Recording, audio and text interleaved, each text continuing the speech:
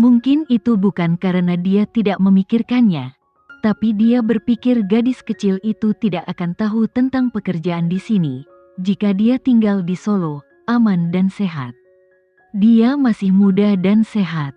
Dengan cedera sekecil itu, dia akan segera baik-baik saja. Ketika dia kembali ke sisi gadis kecilnya, semuanya akan baik-baik saja. Pak Presiden, kalau kamu tidak memikirkannya sebelumnya, tidak apa-apa. Tapi jika kamu memikirkan orang yang kamu sayangi, kamu akan lebih menghargai hidupmu, tambahnya. Setelah dia mengoleskan beberapa obat, dia mengambil perban bersih untuk membalut lukanya. Wajahnya terlihat sangat muda, tapi dia berbicara dengan bijak. Dia tahu bahwa dia baru saja berusia 18 tahun. Namun, dengan kata-kata dan kebijaksanaannya, dia terdengar lebih tua dari penampilannya. Lalu tahukah kamu bahwa ada puluhan ribu orang yang menungguku untuk menyelamatkan mereka? Bangsanya adalah tanggung jawabnya. Dia memilih jalan ini, jadi dia tidak bisa mengabaikan begitu saja orang-orang yang menunggunya untuk menyelamatkan mereka. Bahkan jika banyak orang menunggumu untuk menyelamatkan mereka, kamu harus melindungi diri sendiri dan menjaga diri sendiri, agar kamu dapat terus melindungi orang-orang yang ingin kamu lindungi. Setelah dia mengatakan itu, dia merasakan ada yang mengganjal di tenggorokannya. Kak David, kamu tidak akan tahu betapa takutnya aku.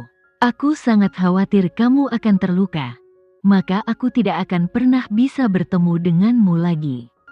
Dia berpikir dalam hatinya, aku merindukanmu selama 14 tahun, dan berharap untuk tumbuh dengan cepat setiap hari karena aku ingin bersamamu secepat mungkin. Sekarang aku akhirnya datang kepadamu, kamu belum berdamai secara terbuka dan resmi denganku. Jika sesuatu terjadi padamu, tahukah kamu betapa sedihnya aku? Kata-kata inilah yang disembunyikan putri di dalam hatinya, dan ingin diucapkannya kepada kakaknya David dengan lantang. Tetapi dia tahu ini bukan saat yang tepat. Gavin menarik napas dalam-dalam.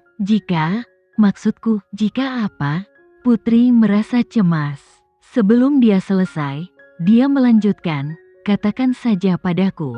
Aku tidak berpikiran sempit seperti kamu.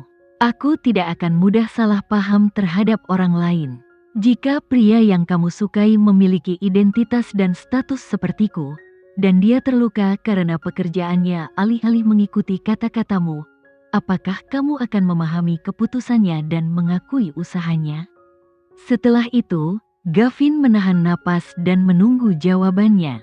Bagaimana dia menjawabnya? Di masa lalu, dia pikir dia mengenalnya dengan baik dan mengetahui hampir segalanya tentangnya.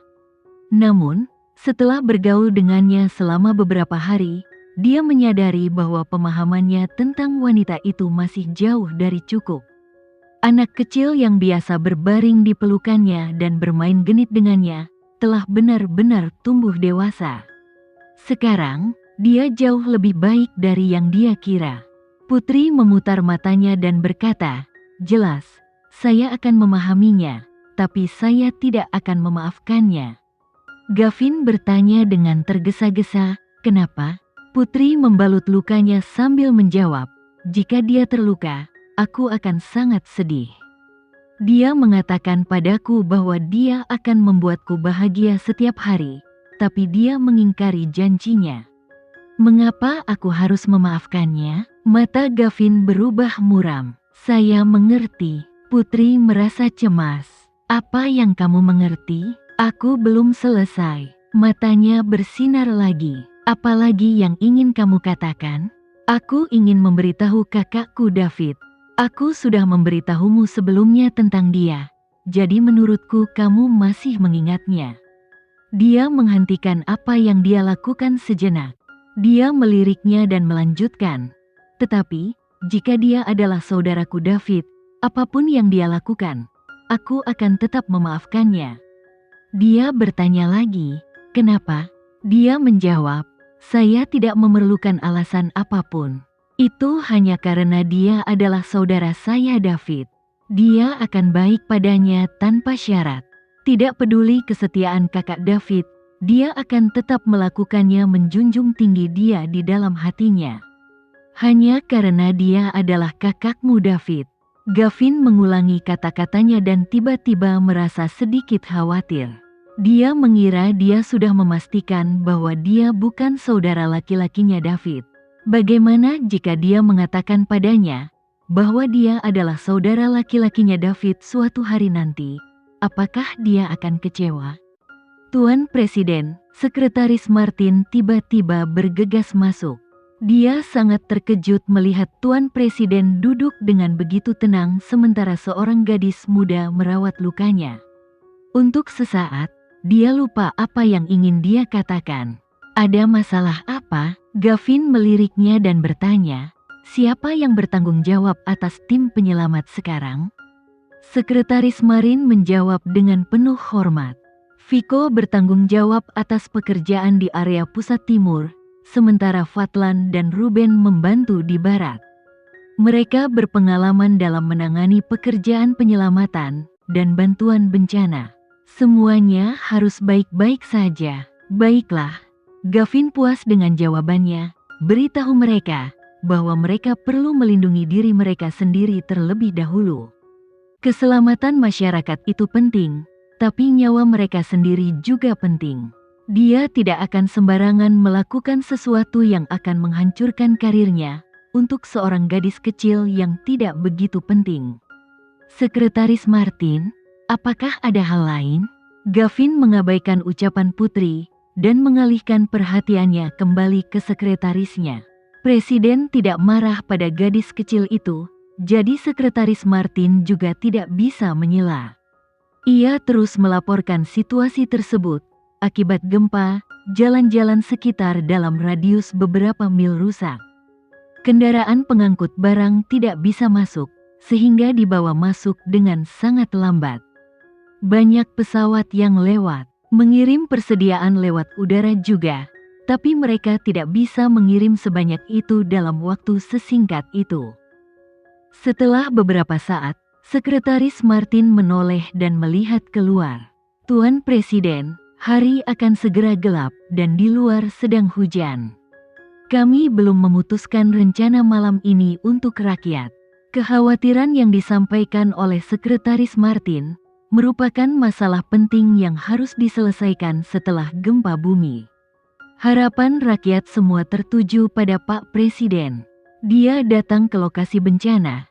Jadi dia perlu memastikan kesejahteraan dan keselamatannya warga di sini. Dia berkata, ambil tenda saya dan juga tenda pejabat lainnya, dan bagikan kepada masyarakat. Bagikan juga makanan dan air kami. Jaga warga lanjut usia dan anak-anak terlebih dahulu. Ingatkan individu yang lebih muda dan sehat untuk sedikit berkompromi jika ada. Tidak cukup makanan. Dia mengangkat pergelangan tangannya dan melihat jam. Sudah lebih dari 10 jam sejak gempa terjadi, dan departemen terkait mulai menyiapkan perbekalan setelah menerima kabar gempa. Dia memperkirakan dalam benaknya, beritahu semua orang, bahwa persediaan akan cukup untuk dikirimkan kepada kita paling lambat besok pagi. Jangan panik, karena kita memiliki puluhan juta orang yang akan mendukung kita. Ya, saya akan segera menyampaikan pesannya. Setelah menerima perintah tersebut, Sekretaris Martin berbalik dan pergi. Begitu Sekretaris Martin pergi, Putri selesai membalut luka Gavin Hermawan. Pak Presiden, saya sudah mengobati lukamu. Oke, terima kasih. Dia mengambil pakaian kotor yang baru saja dia lepas dan memakainya kembali, mengabaikan lumpur dan darah di bajunya. Tidak bisakah kamu memperlambatnya? Putri memandangnya dengan cemas, sambil mengangkat lengannya dan mengenakan pakaiannya. Jahitanmu robek 1 kali. Jika kamu tidak hati-hati, kamu mungkin akan merobeknya lagi. Karena kamu tidak peduli dengan rasa sakit, kemungkinan kena infeksi. Pikirkan betapa sedihnya orang yang kamu sayangi nanti. Karena dia tidak ingin menjaga dirinya sendiri dengan baik, maka dia akan menggunakan dirinya sebagai umpan. Orang jahat, semua pria memang orang jahat. Mereka hanya peduli pada diri mereka sendiri, karena mereka tidak terlalu peduli dengan perasaan orang lain. Ayahnya seperti ini, begitu pula kakaknya David. Tiba-tiba, dia merasa kesal dengan mereka berdua. Jika dia bisa, dia ingin mengubahnya ayah dan juga saudara laki-lakinya David, agar mau mengakui kekhawatiran dan ketakutannya. Terima kasih, Dokter Putri, karena telah membantu saya mengobati luka saya. Saya akan mengingat ini. Dia secara naluriah mengulurkan tangan untuk menepuk kepalanya dengan lembut. Kemudian dia menyadari bahwa itu tidak pantas, jadi dia segera menarik tangannya. Dia meliriknya dan melihat bahwa dia tidak menunjukkan ekspresi yang tidak biasa, jadi dia sedikit lega.